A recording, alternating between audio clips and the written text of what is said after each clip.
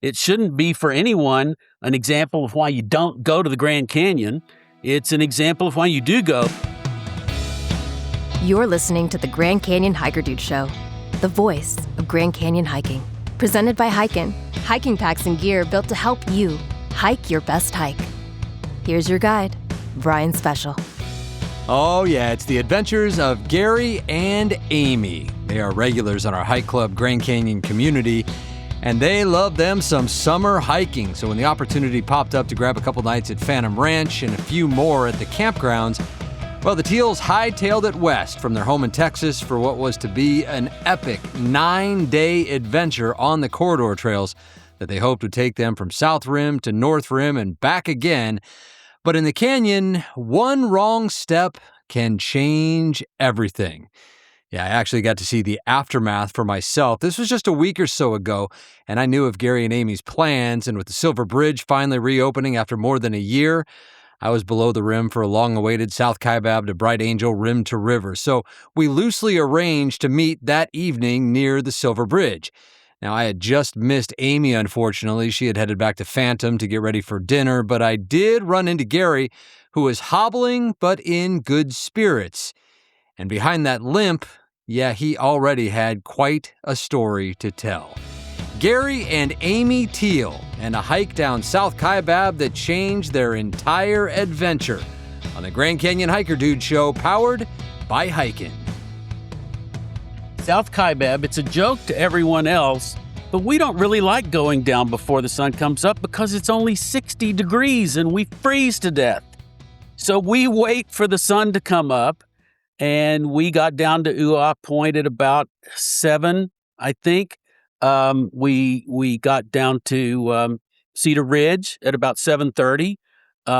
Everything going pretty well. I mean, we just really didn't have any problems, and met a lot of interesting people and all of that. It was just a perfect kind of corridor trail experience. We left Cedar Ridge and made it down to Skeleton Point and down the reds and blacks. Reds and whites. Reds and whites. And when we got to the bottom of the reds and the blacks and whites and whatever Reds they and are, whites.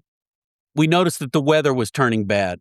Bad weather is so dramatic in the canyon because you can say there's a rainstorm 5 miles away from here.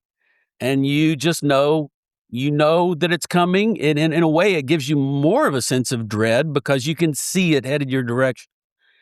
And it's quite possible that in our enthusiasm for getting to the shelter before the rain really started pelting us, maybe I was hurrying a little more than I should have. I had 40 pounds on my back. Now, when you're going into the canyon for 9 days, you don't have much of a choice. We maximize our meals at the canteen, and so it's not a 60-pound pack, but it was more than I usually carry. And I don't think there's any doubt that even though I was fit enough to do a rim to rim, once the 40 pounds started headed in the wrong direction, it was a little more than I could handle to get it balanced again, and so over I went. I admitted at the time, and would admit it every time, those people who spend a lot of time in the Northeast, you know that when you slip on the ice, you can't really reconstruct it. You're just there, everything's fine, and all of a sudden you're on the ground like a 100th of a second later. So you turned your ankle. You took a bad step. I took a bad step, and as I hit the ground, I looked down, and I realized that I had twisted it badly. I can't even tell you whether it was turned out or turned in, but I know that the first instant my eyes saw it, I thought, this is not good news. This is not going to be a good thing. I was about 20 feet ahead, just around a little bit of a curve. So, he would stop and take a picture every once in a while, and I'm the slower hiker, so I'm in front. And if I turned around and didn't see him, I would just call out, Marco. and if he's behind me and he can respond, he'll say Polo. And I didn't hear him this time around. So I stopped, because if I get too far ahead, I have to go back up the trail to get with him. So I waited to see if he caught up and just didn't hear me because the wind was high. And then I called out his name a little bit louder again, and he says, "I fell." And so I dropped my pack and went back up and helped him get up and off the trail and over to one of the rocks that he could sit down on. It But was absolutely not crowded, but while I'm on the ground and I was in a lot of pain, Brian. I'll admit that. I've been in pain before. I've had kidney stones. Um, I could see that there was a lone hiker coming up from the bottom and walking into the shelter, and I thought, I hope he can come up here and maybe give us a hand, and he did. yeah, He walked up and he said, "Hey, how are you guys doing?" And I'm like sprawled on the ground like a cartoon. And I said, "Could you get my pack down to the shelter?" And like a real hero, like you see every time you go to the canyon, he dropped his pack and he started down with mine. And that's when the rain really hit hard. And I was thinking, this poor guy, he's gonna have everything's wet, and he didn't even cover it up, and so he went down, dropped the pack, started back up toward us. Now we've got pictures. I would say now, looking at the pictures in the map, that we were about 500 or 600 yards away 500 or 600 yards away from tip-off, from the shelter at the tip-off. from the shelter. So you can see the shelter. It's just tantalizingly right in front of you. We had spent 4 or 5 hours there 3 years ago, because when we came down, we ran into people who were out of water. And so this was a familiar place to us and everything. Of course, that the barrels are gone now, so there's no water even to filter, and we knew that as well.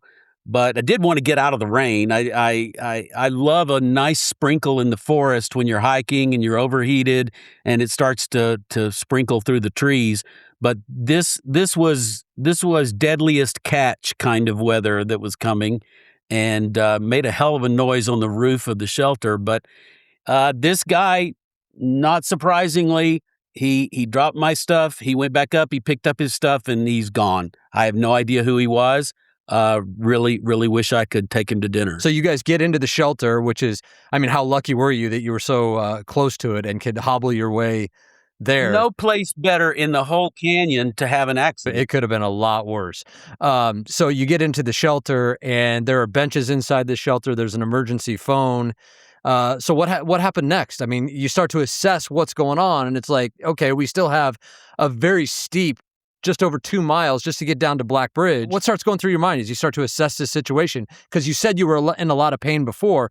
As soon as you sit down, anyone who's had a sprained ankle knows as soon as you sit down and it starts to swell up, and then starting to walk on it again can be very, very, very painful. So what were you guys thinking at this point? well, and as soon as he was up and off the trail, the first thing I did was give him some pain meds, because we knew it was going to be bad. This is going to hurt, period. And so when we got to the tip off, we spread out the sleeping pad, and there's a picture in my trip report of him on his back with his foot elevated up on the bench. So at that point, that was get the shoe off, rest, elevate. We didn't have ice at this particular point, but and then I used the emergency phone just to contact the rangers and let them know that there was an injury, but that we were still assessing and we're going to stay here and rest. That's always fascinating to me, because you see those phones and you don't know what happens when you pick it up. What happens when you pick that phone up? You pick up the phone and it rings, and then they answer on the other end. And they'll ask you specific questions to, verify that, things that they can write down on their government documents to track everything. And so she said, give her a call back and let her know what was happening.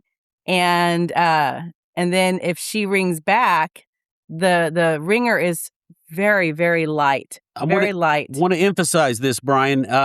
By contrast with every other aspect of this entire story, just from start to finish, the Rangers were amazing, amazingly well trained, amazingly supportive. The Xanterra people, amazingly supportive. Everything was wonderful. And the one thing that the National Park Service ought to look into tomorrow is changing that telephone, because when they call you back, you can't hear them. You can't hear the phone ring. You can, it's not hard at all to envision a situation where someone lies down 15 feet away and takes a nap and they never get the return call, and then the window closes for the helicopter. And so I hope that they will take, I've said that very seriously to several people. I said, I think you could have a flashing light. And someone said, well, I don't know how you'd rig that up.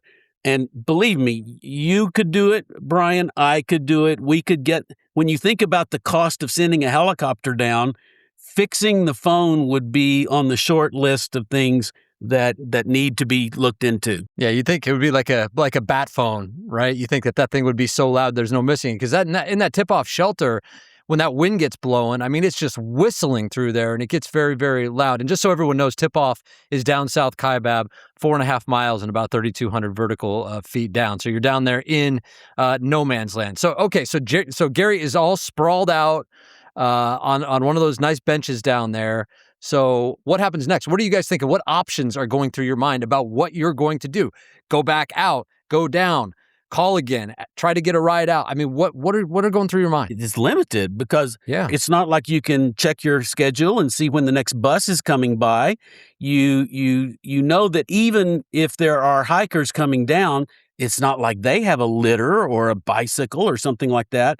So the choices are just two. It's either wait for the helicopter or try to go on. And there are older stories about this scenario, and sometimes it has a great ending, and sometimes it doesn't. And that was much on our minds. We were familiar with the choices. I want to tell the part where suddenly there was a woman and her child were there, and she started asking questions. Either adult or older teen daughter. So she said, maybe I can help. And we were like, oh, you're a doctor. And she said, no, I'm a vet. But anyway, I had a vet wrap my ankle, and that helped immensely. And all due respect to the best hiking partner in the world, it's better if you've wrapped 500 joints, you do a better job than if you've wrapped 10. And so having the support on my ankle really made a big difference. One thing we didn't do, Brian, was that we never at any point said, hey, lady on the phone. We didn't say, hey, we know you've got big lockers over here. I had seen them, and I knew they were there. There's a story in one of your write-ups where you and Buffy? BP, we won't make fun of her. She was cold. She was really cold, and she needed to get help, and she sort of forgot the phone was there, and she pressed on to the rim.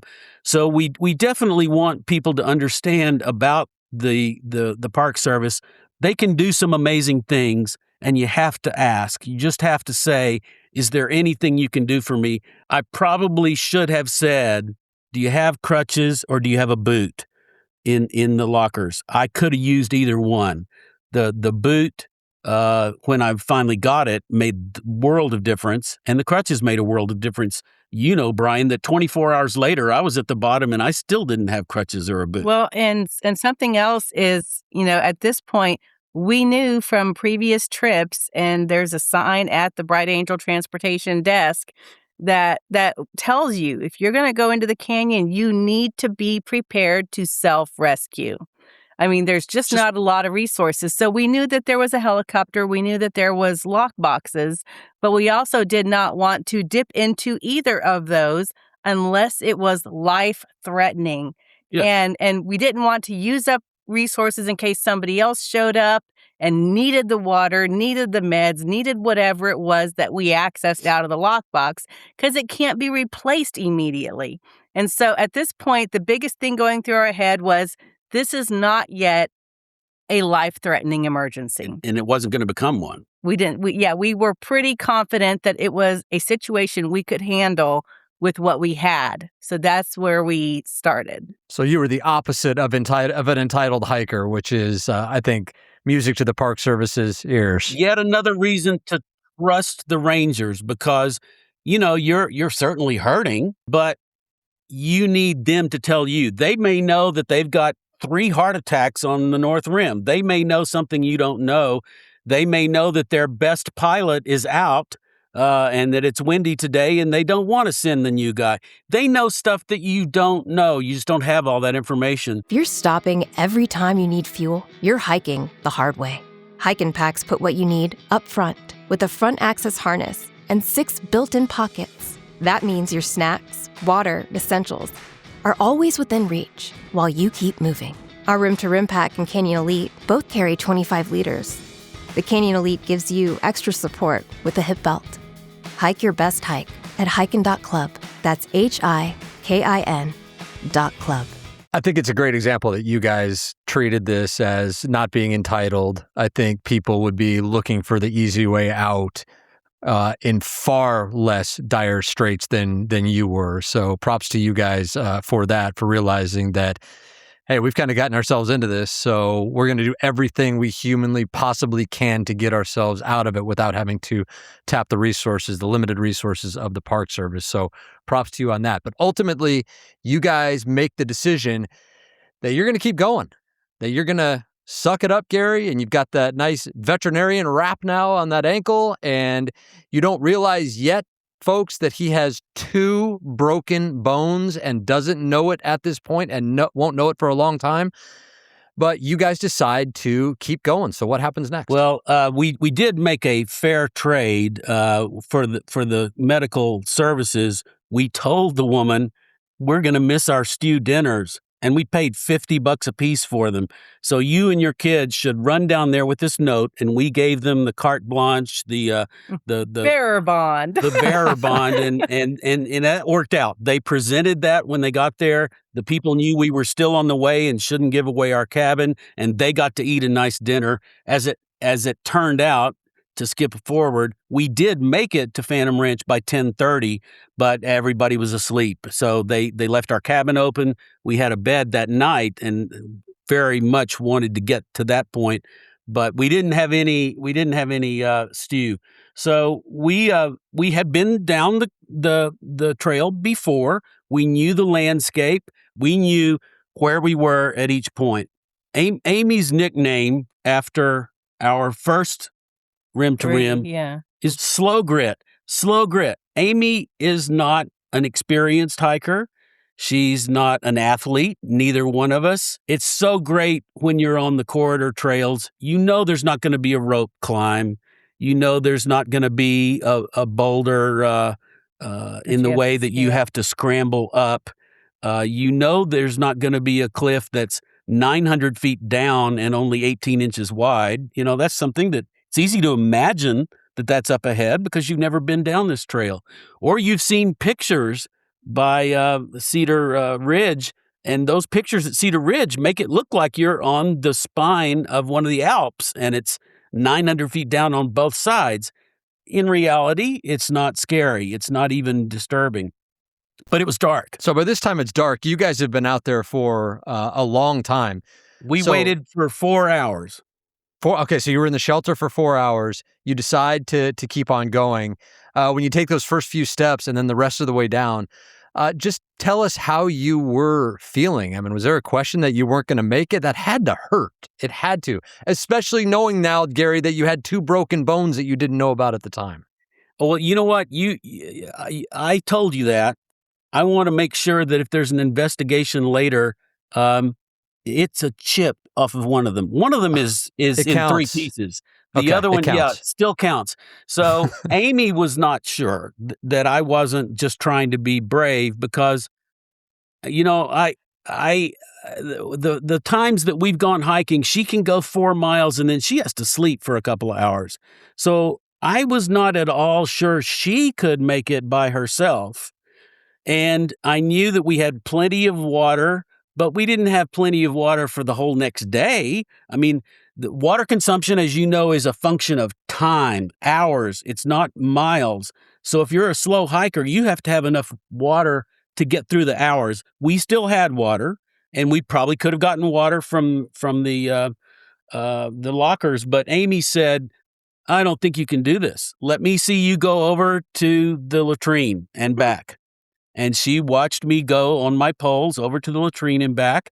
and it wasn't fun, but I knew and she knew at that point that we could start making our way down. There is a thing that takes over when you need to do something in wartime or a matter of life and death or whatever. At some point, I was thinking, this hurts. And then I was thinking, so what?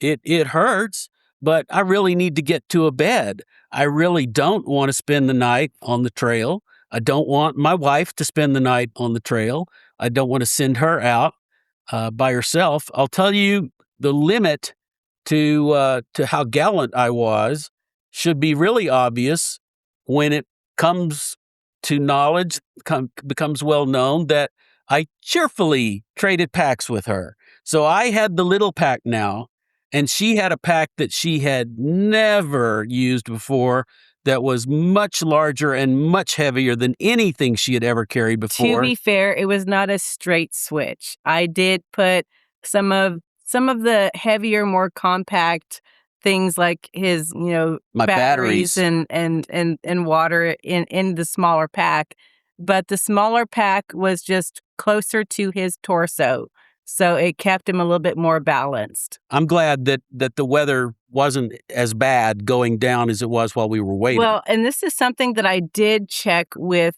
the ranger before we left the tip-off. And the last conversation with the ranger, she had verified that our cabin would be available. She had talked to Xanterra. She told us which cabin, where the key would be. That's a powerful thing. And I asked her, I said, I know that, we're dealing with the canyon, but is there any indication that this rain is going to dissipate? And she's like, yeah, it's the canyon, so there's no guarantees, but it did look like to her that this was passing. So that was helpful in planning. If she had said, man, there's more rolling through, we may very well have stayed at the tip-off.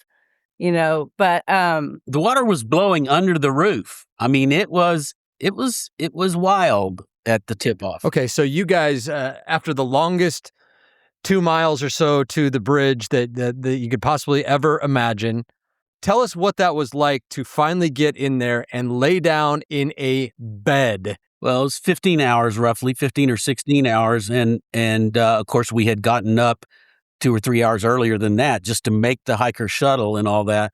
Yeah, we went and the door was open and the air conditioner was on, and we made it to breakfast the next morning because you know how everything changes. You think, oh, we'll sleep till noon. No, we're not going to sleep till noon. There's unlimited scrambled eggs, unlimited bacon, and pancakes, and everything. Orange juice. Were plans starting to shift in your mind at that point? Because, you guys were talking about 9 days. You were talking about camping at different campgrounds. You still had to get out of there.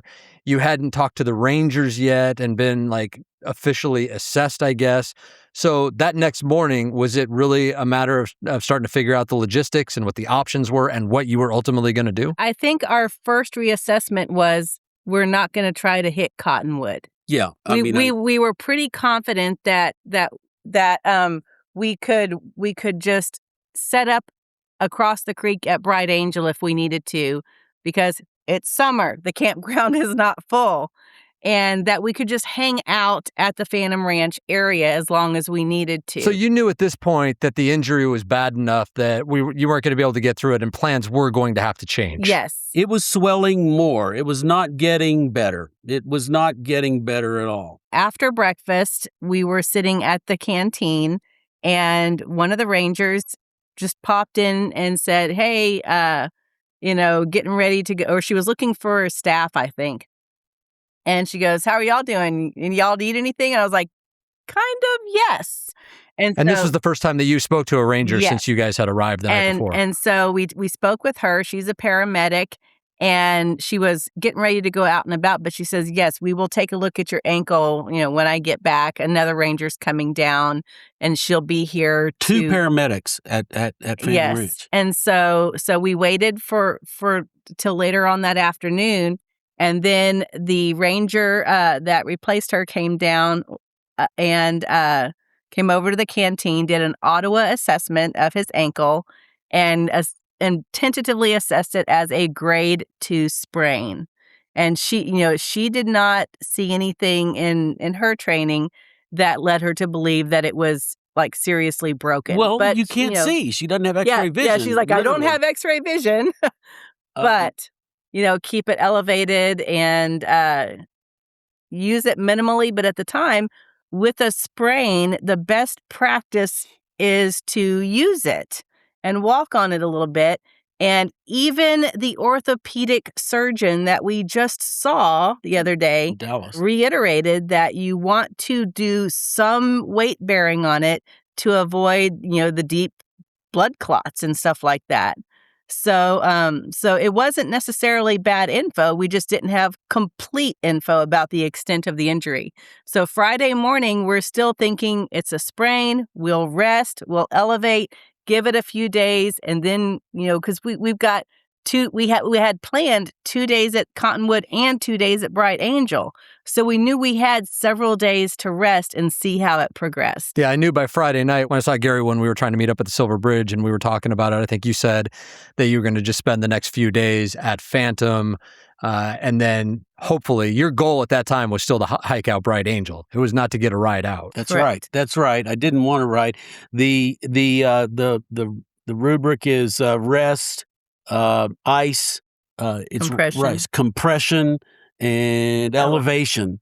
And they said, the more recent thinking is all of that's good for you, but you ought to test it. You ought to keep it flexible, keep it moving. I'm not doing that right now because I have a plan to have surgery. You certainly don't want it to start knitting together in a way that's twisted or something like that. So that was important to me, obviously, because the worst thing that I could have heard was, you are an idiot. You've made yourself, disabled for the rest of your life because you had this idea that you wanted to walk on a busted ankle. Well, ultimately, what were the Rangers telling you to do? Elevate ice Rest. and use it moderately. Well, there was one exchange where I said to the ranger, maybe I should try to get up Clear Creek Trail and take a picture of Phantom Ranch. Oh, come on, because Gary. I wanted to do that. And I've wanted that, Brian. I've wanted that for 4 years. And she looked so appalled and she said, you're making my job hard for me. How can I tell the helicopter guys that you need to go?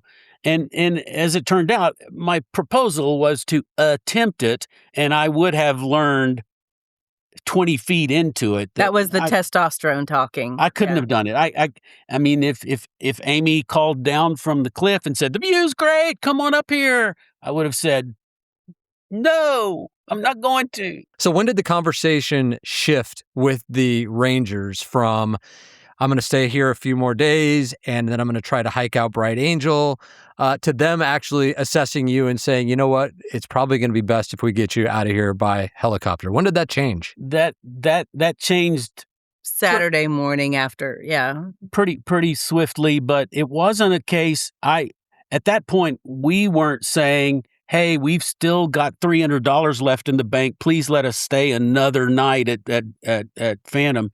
At that point, there was a day, for instance, when the ranger said, they gave me a 20-minute window yesterday, and I knew you couldn't make it down to the river in 20 minutes, so I waved him off. So the business of the helicopter, it should be emphasized that it's not a taxi service, that it's a big deal. They've got all their clipboards and they're measuring the wind and they are serious as a heart attack. They don't joke around. It's a difficult operation to get a chopper down on those rocks and then get up and out. So I left really, I think, at the first opportunity that I could have left. Well, we didn't even make the decision to seek out a helicopter until Saturday morning, probably after breakfast, because each morning, we're waking up, we're assessing his foot. And by Saturday, back and forth to breakfast, it was more swollen, more bruising, and more pain. Shade can save your life. See when and where you'll have shade on your hike by using our Grand Canyon Shade Tracker at hiKin.club. Sun and heat can kill in the canyon. Shade Tracker lets you keep your time in it to a minimum. Our advanced technology lets you plan your hike by zooming in on your exact trail so you can see when and where you'll have shade any minute, any day of the year. Try it for yourself at hikin.club. That's HIKIN.club. And hike your best and safest hike. And so as this is steadily increasing, that's when Gary said, okay, I need to really consider this. And they were offering it at that point? The Rangers had said, you're a candidate, you are one that needs to be flown out? Yeah. Because, they had literally looked at his foot. We were showing them the pictures that we were taking and the progression. And at that point, it really was more about talking Gary into taking the helicopter than the Rangers, not letting him take the helicopter. This is a very key question, and it's a fascinating subject because I don't think that I was saying, no, I don't want to take the helicopter. I don't want it. Maybe I was. Maybe they heard that. I didn't want to give up. But there certainly was a time he which still wanted to see Plateau Point. I wanted to see Plateau Point again, Brian. It's been closed for 3 years. That's the reason that we haven't been there. There is a finite number of Grand Canyon trips out there in my future. And if I keep falling every time, they'll probably meet me at Desert View and say, "Wouldn't you enjoy seeing the Navajo dwellings?" Or why don't we take Let's you take this other trip over here on the to flat the railing? ground. Yeah, on the flat ground, the flat ground trail. I do think the biggest thing we had going for us on this trip was just the ability to sit around and wait and assess. And when the time came to make a decision on the helicopter, we were still able to wait for the helicopter. Sunday they had, like I said, a short window. They had another person they had to take up. And so we were still not in a life-threatening emergency. We knew that with the pain progressing, if we attempted to hike up at this point, it would be just one of those cumulative stressors that really could go downhill very quickly. And so that's where our risk tolerance stopped. Yeah, that was going to be ultimately a bad idea.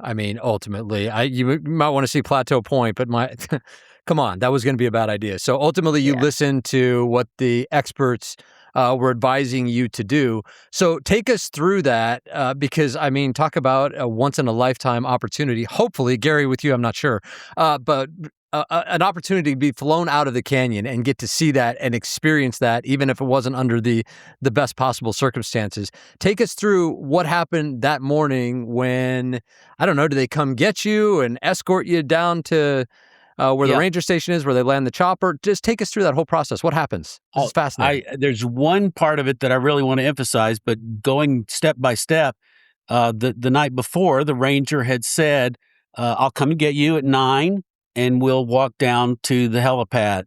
And I said, well, we could, she lives in a ranger building halfway there. And I said, oh, we'll come down and we'll meet you there. And she said, no, you stay here at the cabin.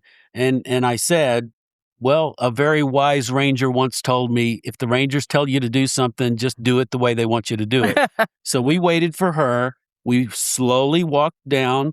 There was never at any point any employee of the Grand Canyon ever said, we got other stuff to do, Gary. We've got other stuff to do. She spoke to us and talked to us and answered all our questions. We really enjoyed every single person we worked with. One of the guys who had done a ranger presentation on watercolor and on he was the interpretive game, the interpretive ranger who was not a paramedic was also down there. It was like a big party, and there's the pilot of the helicopter. There is a paramedic whose job it is to be in the helicopter with you, and then there's this other person with the helicopter. Flight crew. Yeah, flight crew. So there were 5 of us in the helicopter. When we got down there, he took my blood pressure.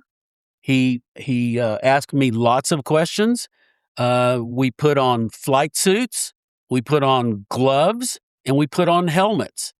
And I sort of expected that from the earlier podcast that you had done, but it really does emphasize that this is not. I've been on helicopter rides before. You don't usually have to do all that stuff. You get on the helicopter and you go somewhere, and it was a pretty detailed briefing. It's like, when you're getting in the helicopter, don't grab the piece of glass that makes the outside of the helicopter.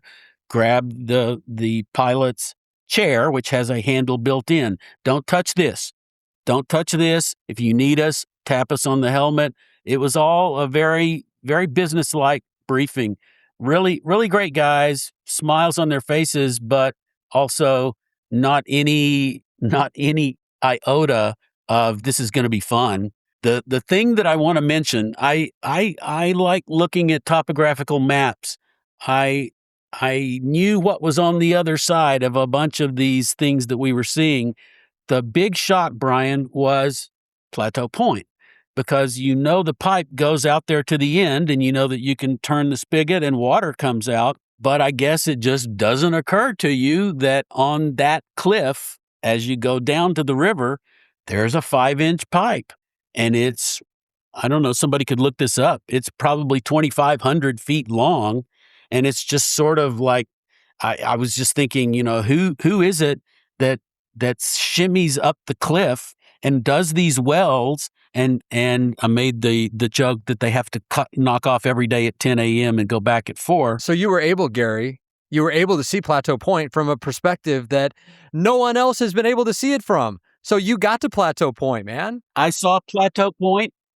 That it's one of my favorite things to do is when you're going down South Kaibab. As you know, you can see Tonto, you can see Phantom Ranch, you can see the river from time to time, and that's absolutely right, Brian. You're right. I got my wish from the Grand Canyon ferries. I got to see Plateau Point from a different angle. And it just really it meant a lot to me. Amy, from your perspective, what was that like when we've all seen it take off from the bottom and go down the river. I mean, that had to be thrilling. I mean, what did you think? It is pretty cool.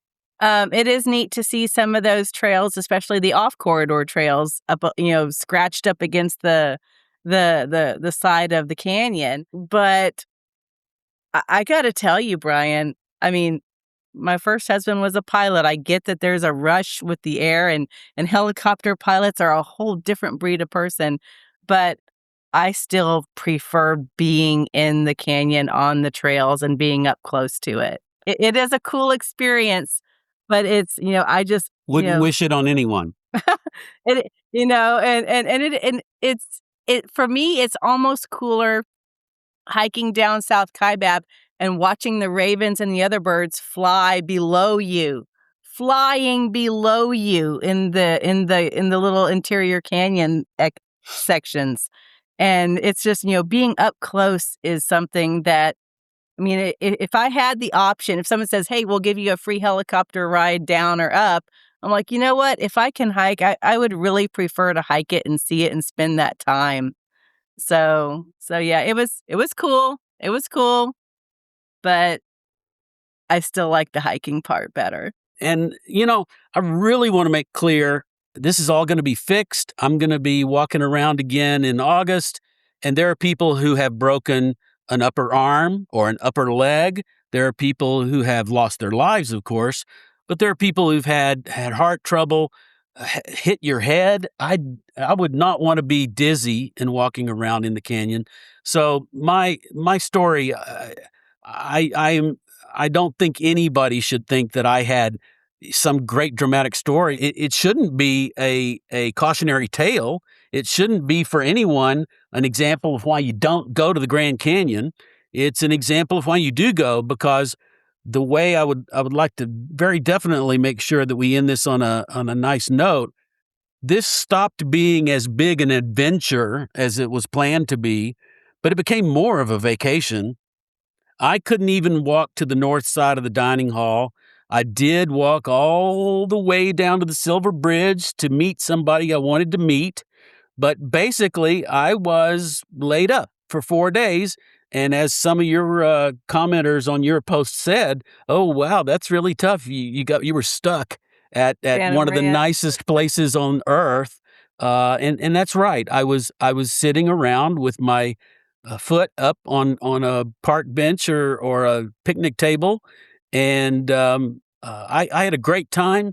I would go back next year, even if somebody said it's going to be similar, even if somebody said you'll be in pain and you'll have to get a helicopter out. It was a great trip, Brian, and I hope everyone listening to this will believe me. And I obviously I'm not being paid by the canyon to paint a rosier picture than it really was. It was just a pleasant trip. I really, really enjoyed it. Oh, Gary and Amy Teal on a Grand Canyon misadventure. Now, Gary did have breaks in his tibia and fibula and had successful surgery this week. Now, he also wanted me to mention his gratitude for all of you. So I'll just read you the message he sent me verbatim. I have read and appreciate not only the warm wishes in the comments on your post, but the very real aid offered and accepted. I asked Tom Harrity, who I've never met, who I should see in Dallas, and I went to the place he recommended. This is an extraordinary community you've created. Well, much appreciated, Gary. Community is truly what we're all about. Never about me, always about us. Well, speaking of gratitude, something that always shines through in stories like this and that always deserves to be acknowledged is the empathy and compassion and sheer professionalism shown by the Rangers and the whole NPS staff, and also by the Xanterra crew at Phantom. They went above and beyond. Even when they set up the seating, they made sure that Gary had a chair right there by the door, and they held the door. They helped him up and down the steps. And like I said, the shifting of meals and accommodations and ice, ice, ice, ice, ice, baby. Here's some more ice for you. And the Rangers were right here. If you need us, you can call us. We'll be by to check on you. They came by the cabin several times. It was fantastic. Yeah, they really do all deserve our gratitude. And I think it's important that when we see Rangers or Peace Hour volunteers out on the trails, that we go up to them and say, thanks. I think it goes a long way with them.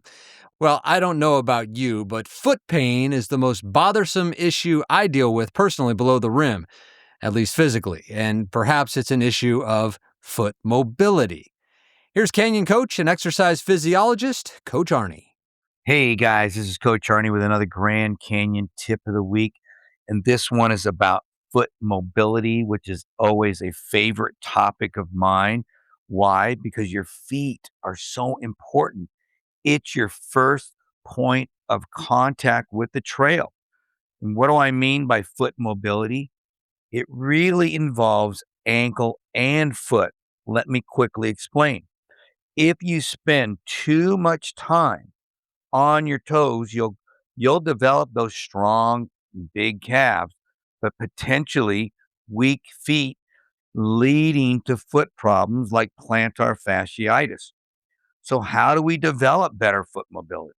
Well, you know, first, by doing special exercises that help us develop that stiffness, which is strength in our ankles and feet, while also working on our foot and ankle mobility. It is possible, but we have to be intentional about it, because that strength and mobility in our foot and ankle allows you or us to keep more of our foot on the trail. And with more of your foot on the trail when we're hiking, pushing through the big toe, it allows us to rely more on our glutes, okay? Your glutes, for pushing ourselves up the trail, along with what's called the soleus, and that's the muscle between your upper part of your calf, known as the gastrocnemius, and the Achilles tendon, that soleus muscle, which I call the powerhouse of the lower leg, if you're using that muscle better, you're going to put less strain on your calves, less strain on your feet, and you're going to have more what I would call a happy feet, which allows you to have stronger and longer hikes on the trail, pain-free. Isn't that what we all want? Pain-free hiking, especially with our feet. Think about that. You can have that by just being intentional about having better mobility of your feet and ankles. I love you guys, and I'll talk to you later. Coach Arnie Fonseca Jr. His contact information is in the show notes. And I should mention that Coach is starting to do free online seminars and Q&A sessions more often now. He's got another one coming up soon. And if you want to check it out, it'll be presented live in our Hike Club Grand Canyon Facebook group. So get in there. Just go on Facebook and search for Hike Club Grand Canyon, and we will get you in. And you will be able to get in yourself on all the Coach Arnie wisdom. By the way, Coach Arnie's canyon hikes are done exclusively with our Rim to Rim pack on his back. So if you want to support the show and all the resources we offer the Grand Canyon hiking community and also use the same canyon design pack Coach chooses, you can find it at hikin.club. That's HIKIN.club. And if you could go right now and leave us a rating and or review on whatever podcast platform you are listening on, man, that goes a long way as well. We see every single one of them and are so grateful every time someone takes the time to leave us a rating or review. It helps so much. All right, that is it for now. My name is Brian Special, encouraging you as always to go hike the canyon. Take that first step. Embrace the journey. And when you get there, whether it's for time goals or taking your time, just hike your own hike and savor every step in the magnificent Grand Canyon. We're always here to help. We'll see you next time on the Grand Canyon Hiker Dude Show, powered by hiKin. Visit us now at hikin.club. That's HIKIN.club.